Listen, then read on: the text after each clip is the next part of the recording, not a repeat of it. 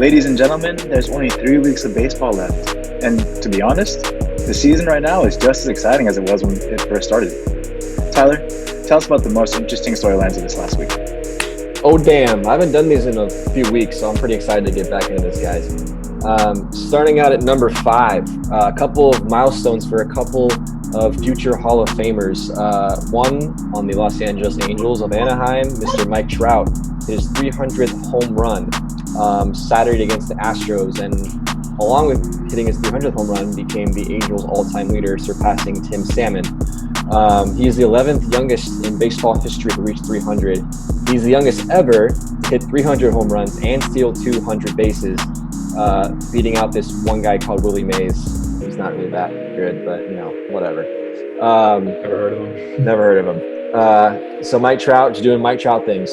On the other side of the 5 freeway, the Los Angeles Dodgers, Clayton Kershaw, he notched his 2,500th strikeout of his career against the Diamondbacks with a good old Uncle Charlie, classic curveball. He's the 3rd youngest in history to reach 2,500 strikeouts. In that game, too, he was dominating. He was throwing a no-hitter into the 6th inning, struck out 8 total, which moved him to 39th on the all-time strikeout list. So 2 very impressive stats. Obviously, Kershaw's been around for a little bit longer than Trout has, but they're two sides of the field here, offense and defense. So Eric, I want to ask you, which is more likely, Mike Trout hitting 600 home runs or Clayton Kershaw throwing 3,000 strikeouts in their career? First off, congratulations, Mike Trout, on hitting your 300th home run. Well deserved. The season has been weird, different. He had a kid. The world was fucked by a virus, and the baseball season was cut in half. But I'm going to go with the old Angels bias. I think Trout gets to 700 before Kershaw gets to 3,000. Merely on a numbers factor, that's 400 versus 500. But Kershaw's going to have plenty of chances to get his strikeouts. It's going to be a good little race. I think Trout gets to 700 home runs first. Dang, yeah, I think they're both very huge milestones to reach. Mike Trout, I have no doubt, is going to have an amazing career and get pretty damn close to that number. I feel a little bit more confident with him. Kershaw, however, it seems like, if you were asking me this last year, I'd probably say he wouldn't get 3,000. But he's looked really, really good this season. He's kind of shown that classic Kershaw. So maybe he's going to hit a late career stride here and pick it up. We'll see what happens. But I would love to see Kershaw get 3,000. So moving into number 4, I'm going to talk about the MLB home run race. Because this season is so shortened, it kind of gives us a few things to talk about that are really, really interesting that we probably normally wouldn't get. So usually with a home run race, you have like 2, maybe 3 guys kind of battling for that home run race. We got like 8 guys right now going down to the wire battling for this home run lead, which makes it really, really exciting for me. So this was as of Monday, September 7th. You got 2 guys at the top of the leaderboard, Mike Trout and Fernando Tatis Jr. with 15 apiece. Teoscar Hernandez of the Blue Jays has 14. And then you got 5 players tied with 13 home runs, Nelson Cruz, Marcell Ozuna, Mookie Betts, Jose Abreu, and Luke Voit. So I asked each of you guys who you guys think is going to end 2020 with the home run crown. James, I'll start with you. Mike Trout. He has 15 home runs right now, and he has less at bat than anybody else he's mentioned. He's also the best player in the world, so that little pedigree he's probably going to win it, in my opinion, in the shortened season. Don't hate that pick. Trade, and what do you got? Yeah, I mean, this was tough. As an Angels fan, I needed to choose between Mike Trout and my boy, Tatis. But Nelson Cruz actually just got his 15th today, so that's new. That's new news. But, I have to go with Tatis. He's my guy this year. But I got to hand it to Mike Trout. I mean, as James said, less at-bats. He's scoring a home run every 2.5 games. His average is 4.1 games per home run, so he goes like 4 games without, but until he hits a home run in his pass. I mean, the guy's a mutant this year, man. He's just a mutant. So it's gonna be a toss up, but I have to ride my boy, Titties, baby. There you gotta go. Pause. You're gonna pick that guy, Alex. Who do you got? Nelson Cruz. Mike Trout is definitely a better player than Nelson Cruz. There's no denying that fact. But Nelson Cruz over his career is a much better home run hitter than anyone in the game. If you look it up, he leads the league in the last 10 years with bombs. He's 40, and all that dude does is mash. He also gets to play some weaker opponents in the central divisions. So, yeah, I'm going to go Nelson Cruz. Nice. He's on my fantasy team, so I hope that ends up happening. Eric, who do you got? I got titties. Tatis, you got to ride. We're speaking of riding the hot hand this whole podcast. I'm riding the hot hand with him. Love Trout, but Tatis has that fire in his eyes this year. He's got some. His team is going to make the playoffs. They're looking good, so I think he continues on with that.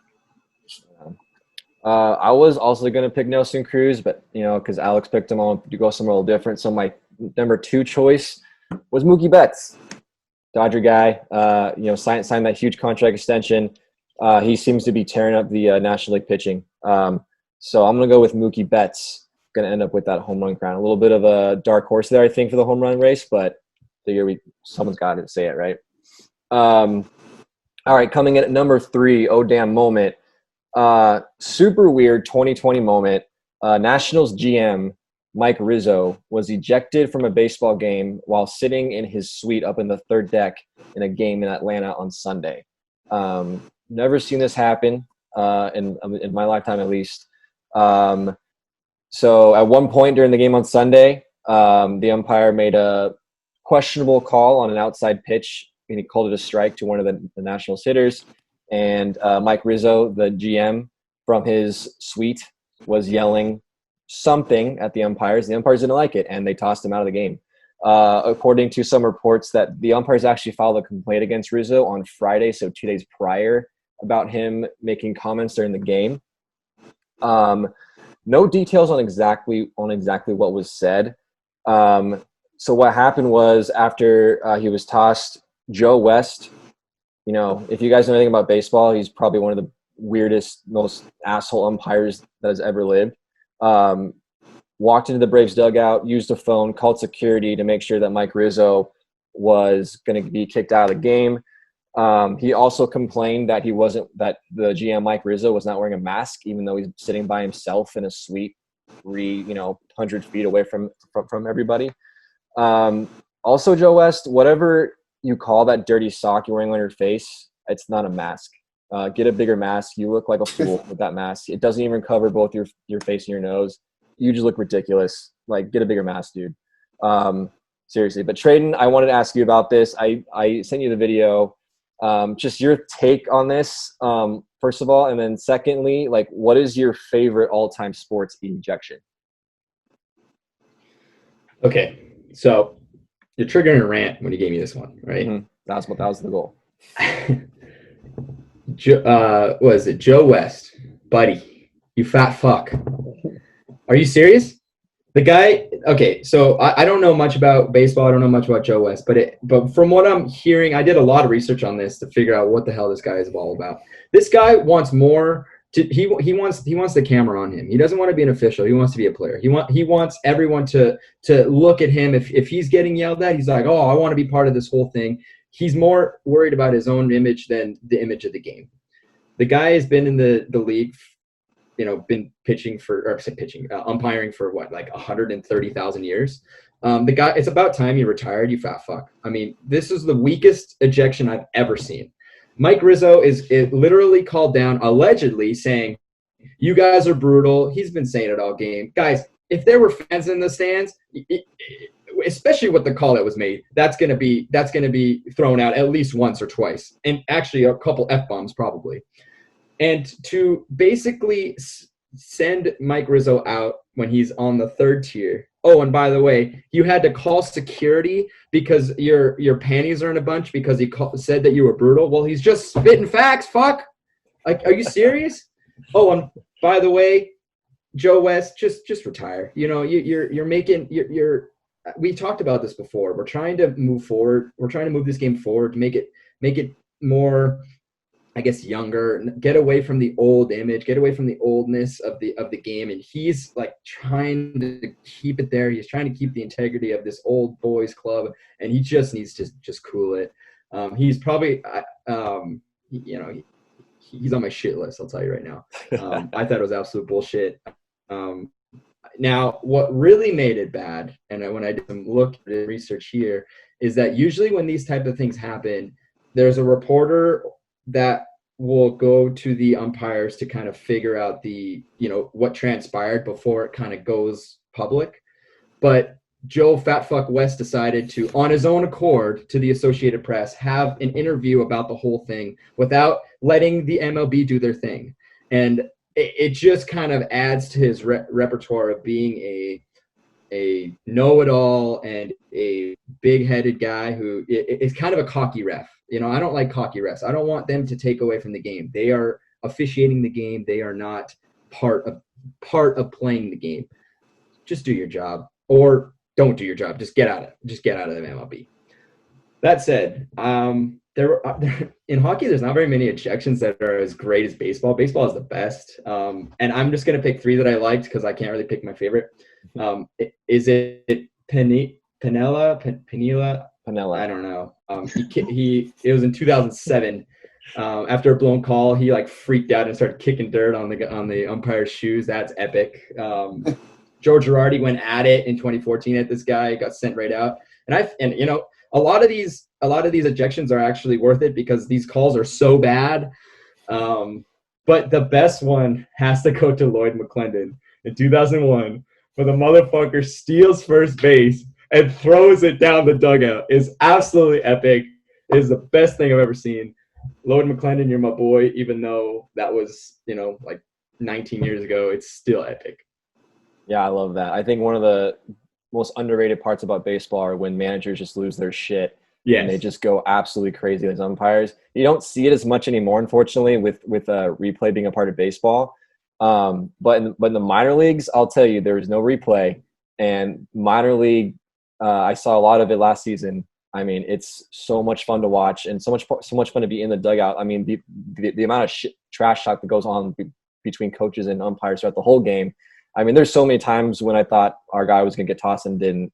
Just the shit he was saying, and umpires usually give it right back. So most of the time they're usually pretty. They got some pretty tough skin, but every once in a while you'll get those guys that are a little butthurt about things, like Joe West was, I think, in this case. Yeah. All right, moving on to my number 2. Oh damn! If you guys are peeking at the standings, by far the closest and most interesting race is the AL Central. As we're saying here on Tuesday, the Chicago White Sox and Cleveland Indians are tied for first place, and the Minnesota Twins are right behind them, a half a game back. So we got 3 teams battling for that AL Central title. I think I think it's pretty clear that all 3 of these teams will make the playoffs. So it's just kind of more for seeding with this new playoff format. It's not quite as exciting because, that division winner will be much more important than it would be now. But Alex, you picked the Cleveland Indians to win the division. I picked the Minnesota Twins. The Chicago White Sox have been super hot lately, one of the most exciting teams to watch right now. Who is your pick with 3 weeks left to take the AL Central crown? This one's tough. They kind of all have different aspects of their game that they perform the best at. The Cleveland Indians are one of the top 3 best pitching staffs in baseball. Shane Bieber's going to win the AL Cy Young. The Minnesota Twins are one of the best offensive teams in baseball. They mash, obviously, when Nelson Cruz wins the home run title. And then the White Sox are kind of that team that does everything really great and nothing just terrible. So I'm going to actually – when you asked me about this, I was like, I'm going to pick the Indians. I'm going to stick with my guns. And the more and more I've thought about it, I think I'm going to go with the White Sox because they are a more well-rounded team. They can hit, they can pitch, they play defense. I'm going to go with the Chicago White Sox. Yeah, it's a solid pick. I think they're a team that everyone's paying attention to. I think them and the Padres are everyone's kind of team to watch in terms of just the young, exciting talent they got. So I think that's a solid pick. I'm going to stick with the Twins. I think they're going to pull it out. But honestly, it could be any one of these 3 teams. So it's going to be a real exciting race to watch going forward. All right, moving on to my number 1. Oh, damn. The New York Yankees are currently in third place and in danger of falling out of a playoff spot. After their loss today to Toronto, they have a 500 record at 21-21. To give that in context, they started out the season 16-6, running away with the AL Central. They have lost 15 of the last 20 games. Currently, are on a 5-game losing streak. Just a couple of their stats for you guys. Over this span, this is going to yesterday, so this might have gotten worse. They're hitting 203 as a team over this current 5-15 run, with an abysmal 186 with runners in scoring position. I think there's a lot of things that are pointing to the Yankees' struggles right now. I think injuries on offense has kind of been a key point to that. I think poor pitching has also contributed. I think a lot of guys aren't pitching up to their normal standard. And they've lost 8 out of 10 games to the division-leading Rays, which doesn't help their standings at all. If you guys were watching, it got a little chippy last week with the Rays and Yankees. Aroldis Chapman, bushily kind of head-hunting fastball to the Rays there in the late innings. They got a little chippy. A lot of words were said, a lot of fighting words. Unfortunately, the Rays and Yankees don't play each other the rest of the season. So we probably won't get much of a rebuttal unless they face each other in the postseason if the Yankees even make it. Yesterday, in their loss to the Blue Jays, the Yankees complained that the lights weren't right and they accused the Blue Jays of sign stealing. So clearly they're complaining and butthurt about this whole losing streak situation. I think their whole clubhouse vibe is not where it needs to be right now.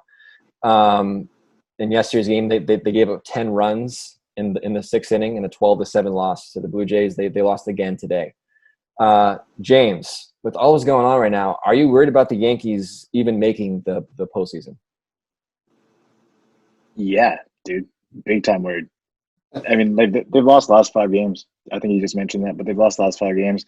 They're losing to teams in the division, teams that they should be beating. Like they lost the Blue Jays. The Blue Jays are in 2nd. They're in 3rd. They need to win these games right now, and they're just not doing it, man. And the fact that they're making up all these excuses and reaching, and like they got to take accountability. Just the fact that they're blaming other things, everything else but themselves right now, is what's shooting them in the foot. The second they take accountability for their actions and just say, hey, we suck, we got to get better, that's when they start succeeding. But right now, man, you're blaming other things. You're accusing people of science thing, like saying that you're just not as good because of some random surgery you had. Like, dude, like the lights are weird. That doesn't make any sense. Take some accountability. You're bad because you're bad. Get better. That's once that mindset changes and that perspective changes, that's when they can start to succeed. But until then, it's just toxic. Yeah, I agree 100%. I mean, I think the Yankees are in trouble here. I think it's really bad when you get those type of comments from the clubhouse, like talking about the lights. I mean, the Blue Jays were playing in the same conditions as you were, and they kicked your ass.